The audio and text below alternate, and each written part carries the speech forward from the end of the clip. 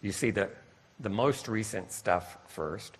And as I was looking at the results of this hit, I noticed one paper that really changed an important way that I have viewed Protandim vis-a-vis cancer. And I discussed this with a number of you this morning, and this is a big topic, Protandim and cancer patients.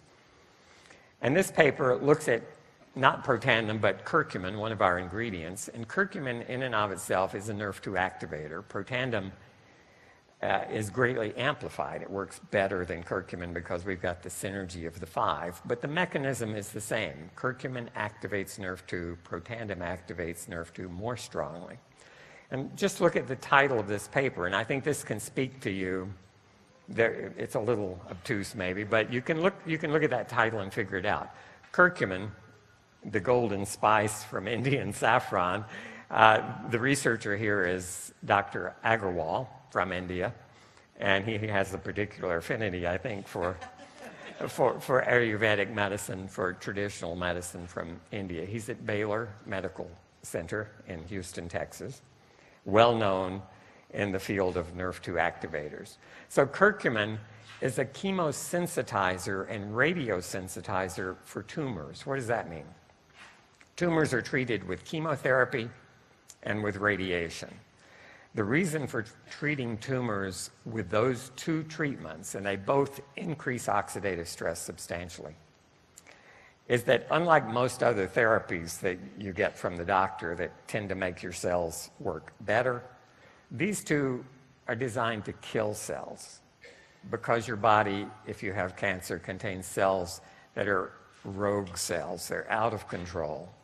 They're multiplying, trying to overtake your body. And a concern has been, because chemotherapy and radiotherapy both increase oxidative stress in an attempt to kill cancer cells, there's been a controversy for a number of years.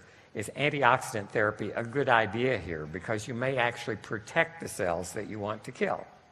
You're using a therapy to put focused oxidative stress on these cells with the idea of pushing them over the edge, killing them.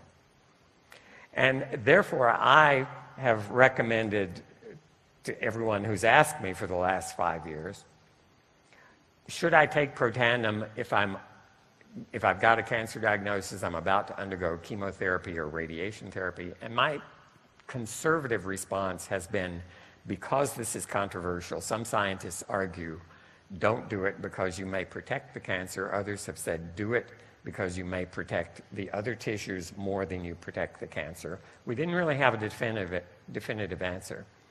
This paper says activating NRF2 actually sensitizes the tumors to radiation and to chemo. So it's going to have a bigger effect. Okay? And the other part of that title is just as important. NRF2 activators are chemoprotectors and radioprotectors for normal organs. So imposing a NRF2 activator changes the way that tumors and normal tissues respond to radiation, and it does it in the best possible way. It makes the radiation more effective at eliminating the tumor and less effective at causing damage to the rest of your body that really needs to survive. Right. So again, what's my point here? This is a changing scenario. Every week, I do these searches myself. I look at the most recent new papers that have just hit the press, and this is the kind of thing I learn. And it changes the way I view Protandim. I said what I say today about it is very different from what I said 4 or 5 years ago, and this is precisely the reason. We're in the middle of a rapidly changing field, and we need to stay tuned to this company and to sites such as PubMed.gov to get the latest information. So don't just sit back and say, I learned about Protandim a year ago, I'm going to use what I learned then. You need to keep at it. I wish it were simpler, but it isn't. It's complicated, so hang in there. Do your best to keep up with this. do your best to use this as an impressive tool.